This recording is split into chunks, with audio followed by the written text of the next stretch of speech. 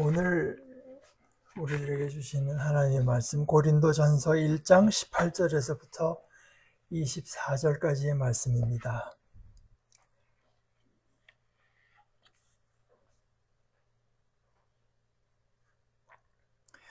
십자가를 전하는 말씀이 멸망하는 사람들에게는 터무니없는 것이지만 구원받는 우리에게는 하나님의 능력이니까요. 성경에 이렇게 적혀 있으니 말입니다. 내가 지혜로운 사람들의 지혜를 없애버리고 영리한 사람들의 영리함을 내쳐버릴 것이다. 지혜로운 사람이 어디에 있습니까? 배운 사람이 어디에 있습니까? 이 세대의 논객이 어디에 있습니까? 하나님이 세상의 지혜를 허무맹랑한 것으로 만들어 버리지 않으셨습니까? 하나님의 지혜에 둘러싸여 있으면서도 세상은 자기 지혜를 통해서 하나님을 알아보지 못했습니다. 그래서 하나님은 허무맹랑해 보이는 것, 곧 선포를 통해서 믿는 사람들을 구원하시는 것을 좋게 여기셨습니다. 유대아 사람들은 증표를 요구하고 그리스 사람들은 지혜를 찾습니다. 그렇지만 우리는 그리스도, 곧 십자가에 매달리신 분을 선포하고 있습니다. 그리스도께서 십자가에 매달리셨다는 것은 유대아 사람들에게는 걸려 넘어지게 하는 일이고 다른 민족들에게는 허무맹랑해 보이는 일입니다. 그러나 유대아 사람이든 그리스 사람이든 부름받은 그 사람들에게는 그리스도가 하나님의 능력이요 하나님의 지혜이십니다. 하나님의 말씀입니다.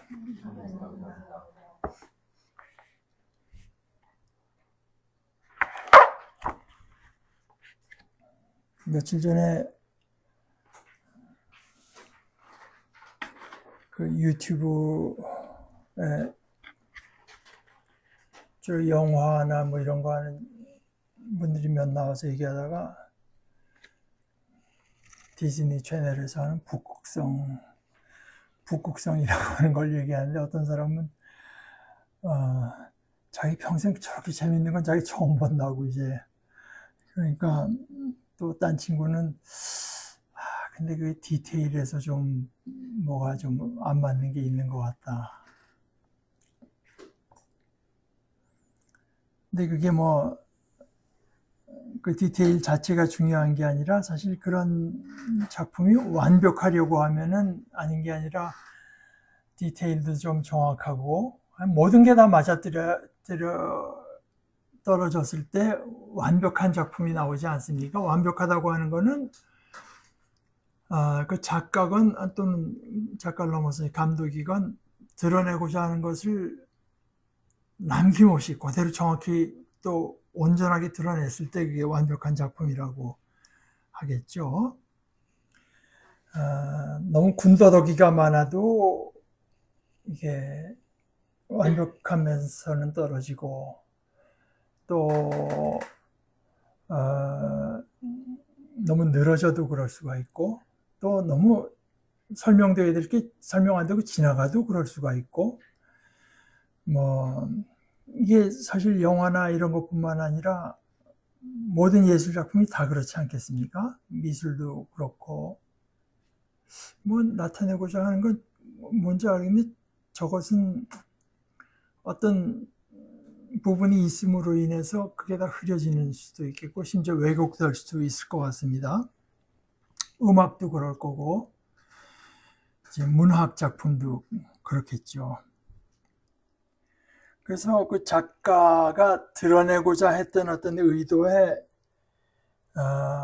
잘 부합하는 부분도 있을 것이고 그걸 잘 강조하는 부분도 있겠지만 또 어떤 부분에서는 그게 왜곡돼서 나타날 수 있겠고 또 심지어 보게 되면은 저 부분은 없었던 게 더 나았을 수도 있겠다 이런 데도 있을 수 있겠죠. 근데 이제 하나님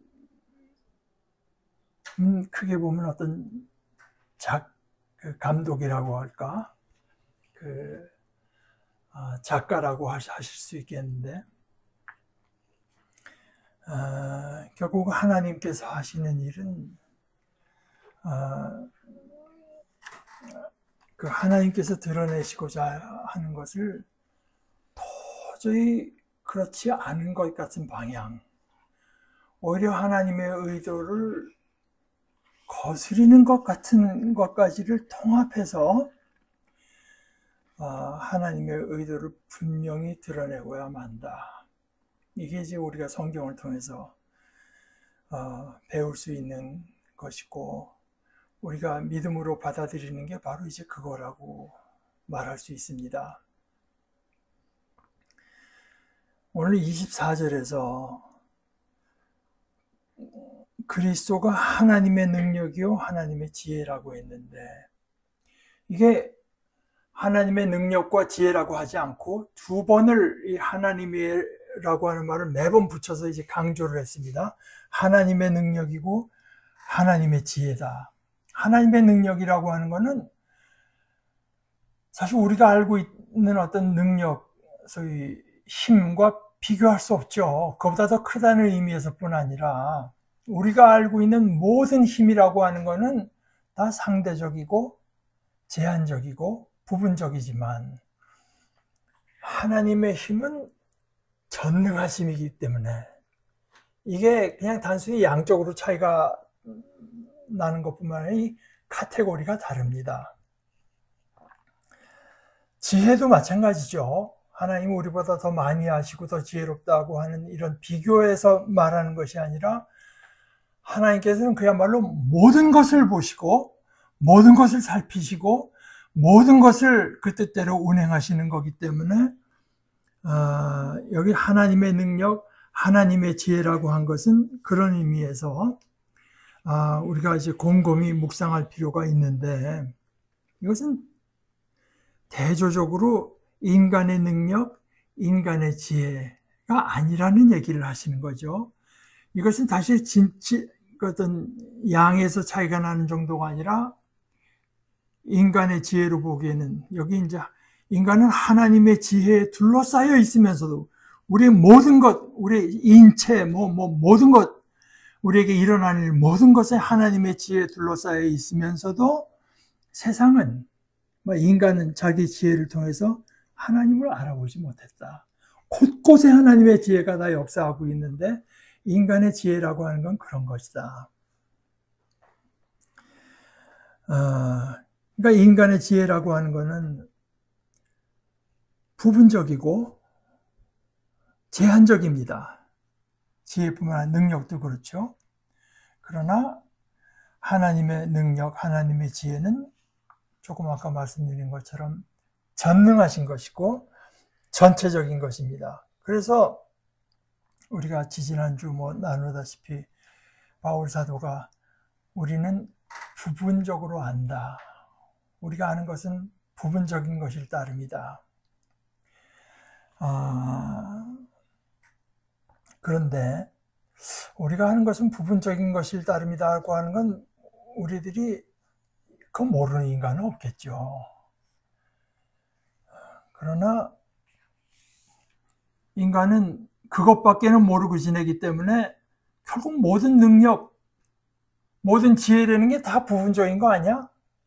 그런 생각에 이제 사로잡혀 있어서 하나님의 능력과 하나님의 지혜가 인간의 능력이나 인간의 지혜와는 질적으로 다른 전체적인 것이라고 하는 이것은 감추어진 진리입니다. 감추어진 진리. 진리에 감추어져 있어요. 오늘 본문이 말하는 것, 그리스도. 근데 그리스도가 무력하게 십자가에 그만 달려서 돌아가신 그리스도인데, 이 그리스도가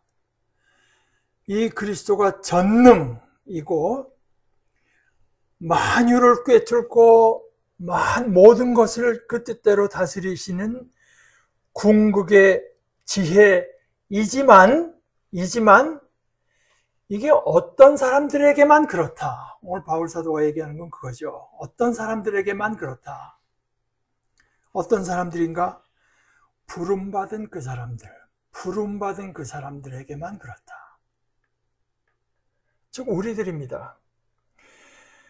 우리는 하나님의 부름을 받은 사람들이면서 또한 스스로를 그런 사람들로, 하나님의 부르심을 입은 자들로 여기는 사람들입니다.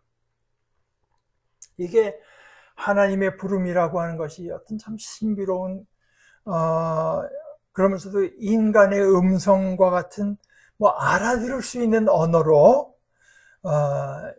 우리 귀에 들려오는 그 음성을 들은 사람이 있는지는 모르지만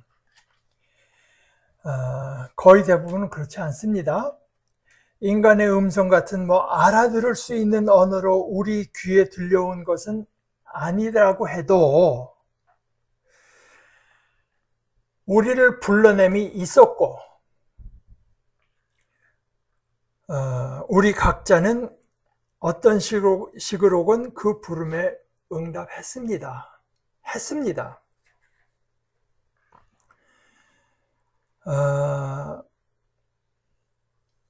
그 우리가 부르심 받았다고 하는 이것을 잘 생각해 보라는 것이 오늘 읽은 것을 두 절 내려가서 26절의 말씀입니다. 형제 자매 여러분, 여러분이 부르심을 받았을 때 처지를 한번 생각해 보십시오. 이것은 이제 의역이고 그 성경 원어 그대로 직역을 하자면 여러분의 그 부르심, 여러분의 부름, 여러분을 부른 그 부름을 늘 그저 계속 살펴보십시오. 이것이 이제 그 부분의 직역입니다. 여러분이 입은 그 부름을 잘 생각해 보라는 말씀입니다. 그런데 우리가 부름을 입었고요. 우리 나름대로 그 부름에 응답했다는 것을 어떻게 알 수 있는가? 그것은 어떤 식으로 나타나는가? 우리가 부름받았고 그 부름에 응답했다는 것이 이번에는요, 우리가 그분의 이름을 부르는 것으로 나타납니다. 그게 이제 1장 2절의 말씀이 그렇습니다. 고린도에 있는 하나님의 교회에 이 편지를 보냅니다. 그러면서 그리스도 예수님 안에서 거룩해진 분들, 여러분이 그렇고요. 또 부르심을 받은 성도들인 여러분에게 말입니다. 더불어 곳곳에서 우리 주 예수 그리스도의 이름을 부르며 기도하는 모든 분들에게도 보냅니다. 이제 우리가 부르심을 받았는데요, 입었는데요. 그렇게 해서 우리는 이제는 우리 주 예수 그리스도의 이름을 부릅니다. 이제 두 단어가 조금 다른데 앞에 불렀다는 말에다가 뒷단어는 거기 같은 말에다 전치사를 하나 더 얹어서 그것이 우리말 번역에 예수 그리스도의 이름을 부르며 기도하는이라고 한 단어입니다. 한 단어인데 아주 그 적절한 번역이라고 저는 여깁니다. 우리는 하나님의 부름을 받았고 그 부름에 응답해서 이제는 우리 주 예수 그리스도, 예수가 우리의 주님이시며 우리의 왕이시라고 하는 것을 우리의 주요 왕으로서 예수님의 이름을 부르며 기도합니다. 그것으로 나타납니다. 이렇게 우리 주 예수 그리스도의 이름을 부르는 것이 우리를 불러내신 그 부르심에 대한 우리의 응답입니다. 그럴 때 우리가 부르심에 응답해서 예수님을 저기 교회 다니는 사람들이 고백하는 예수라는 인물 이렇게 부르는 게 아니라 우리의 주님으로, 우리의 왕으로 고백하면서 부르면서 그 이름에 의지하고 그에게 기도할 때 그때 우리에게 비로소 드러나는 비밀이 있습니다. 그것이 바로 그리스도가, 그리고 그분이 달리신 십자가가, 그게 하나님의 능력이며 하나님의 지혜, 전능자의 전능하심이며 만유를 뜻대로 다스리시는 분의 지혜라고 하는 이 숨겨진 진리입니다.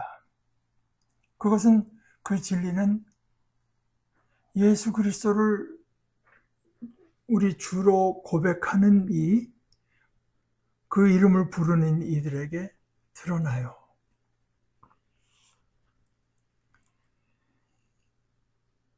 우리가 이 그리스도를 고백하는데, 이게 우리라고 하는 것은 언제나 그저 안다고 해봐야 그게 부분적으로 알고, 또 심지어 하나님의 은혜를 받아서, 예언의 은사를 받아서 예언한다고 해도 역시 부분적일 따름이고, 그리고 우리가 보고 관찰하고 살피는 것이 알 듯 말 듯, 우리가 이 고대 청동 거울에 비친 것처럼 청동 거울에 비친 것을 보듯이 알쏭달쏭 할 뿐인 그런 우리가 부르는 분은, 예수님은 단지 그저 우리보다 더 힘있고 지혜로운 분 정도가 아닙니다.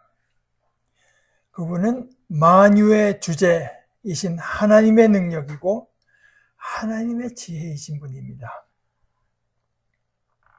그리고 그분을 가지고 그분으로 모든 것을 통일하는 거, 통합시키는 거, 그분으로 모든 것을 통일하시는 것이, 그게 하나님의 계획입니다. 에베소서 1장 10절에 이렇게 말합니다. 때가 차면 자신의 계획을 이루시려고요. 하나님께서는 그 때가 차면 하나님의 계획을 이루신다. 그 계획은 뭐냐? 하나님의 계획은 뭐냐? 그 계획은 그리스도를 머리로 해서 모든 것들, 하나도 빠지면 모든 것들을 그 그리스도 안에서 하나로 합치시는 것입니다. 이 만유의 일관성을 주시는 것이 하나님의 뜻입니다. 곧 하늘에 있는 것들과 땅에 있는 모든 것들을요, 거기서 벗어나는 것은 하나도 없습니다. 그분 안에서, 그리스도 안에서요, 그리고 그분 안에서만 모든 것이 우리말로 말이 된다. 영어로 표현하면 make sense 한다. 우리가 살면서 도저히 설명이 되지 않고, 단순히 그것이 운이 없었다든가 운인 줄 알고, 또 그저 그냥 우연인 줄로만 여겼던 그 어떤 것이라도 그분 안에서는 그 뜻이 드러납니다. 모든 것, 성경도 그렇습니다. 창세기, 이사야서, 아가서, 전도서 같은 구약의 책들, 동양의 노자라는 분의 도덕경, 불교에서 읽는 금강경이라는 거, 코란, 또 문학작품들, 호머, 셰익스피어, 한강 작가, 또 이런 어떤 생각뿐만 아니라 이집트에 있는 피라미드, 무슨 그 사람들이 만들어낸 파피루스, 예술작품들, 로댕의 조각 같은 것들, 베토벤의 작품 같은 것들, 경주에 있는 석굴 같은 것들, 또 과학, 아인슈타인, 다윈, 공중에 떠서 지금 별들을 촬영하는 웹 망원경 같은 것들, 또 상상할 수 없이 멀리서 놀라운 현상을 드러내는 블랙홀, 양자, 또 우리가 늘 당하는 일들, 암, 치매, 코로나, 또 우리의 일상생활, 밥해 먹고 설거지하고 빨래하고 자고 하는 우리의 일상생활들, 우리에게 벌어지는 일들, 내란, 전쟁, 가뭄, 인간이 벌이는 재판, 언론, 고린도서나 빌립보서 같은 데서 바울 사도가 말하듯이 인간 사이에 있는 온갖 강함도 약함도 삶도 심지어 죽음도 이 모든 것 어느 하나 빠지는 것 없이 모든 것이 그분 안에서 자리매김됩니다. 그 뜻이 드러납니다. 이 모든 것이 어떤 식으로 그리고 얼마만큼 그리스도를 드러냈는가, 그리스도를 드러내고 그리스도를 영어로 이제 확대, magnify 했는지, 또는 반대로 얼마나 이런 것들이 그리스도가 밝게 드러나는 것을 방해하고 왜곡하고 축소하려고 했는지, 이런 것이 낱낱이 드러나게 됩니다. 낱낱이 드러날 뿐만 아니라 그 모든 것, 심지어 그리스도가 드러나는 것을 방해하려고 애썼던 것까지를 포함해서 그 모든 것을 하나님께서 어떻게 쓰셔서 우리들에게 좋음을 이루게 하셨는지, 로마서 8장 28절의 말씀이 그거 아니겠습니까? 우리가 알다시피 하나님을 사랑하는 사람들에게는 모든 것이 한데 어우러져서 좋은 결과를 이룹니다. 곧 하나님이 미리 정해두신 계획대로 부르심을 받은 사람들에게는요. 우리가 입은 부르심이란 이런 것입니다.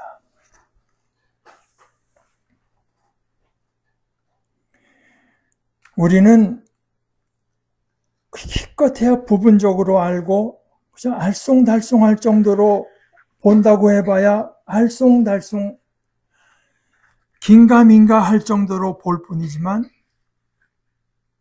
그래도 만족합니다. 그 모든 것을 보시고 전체가 되신 분의 귀한 말씀을 우리가 받았기 때문입니다. 그래서 우리는 우리의 생각, 우리의 판단, 우리의 눈에 보이는 것에 의지하지 않고 그 말씀에 의지하고 그 말씀에 순종하기를 했습니다. 그리고 우리가 그렇게 했을 때 그 모든 것을 관통하는 하나의 키워드가 있어요. 그것이 사랑입니다. 우리 같이 기도하십시다. 하나님 아버지,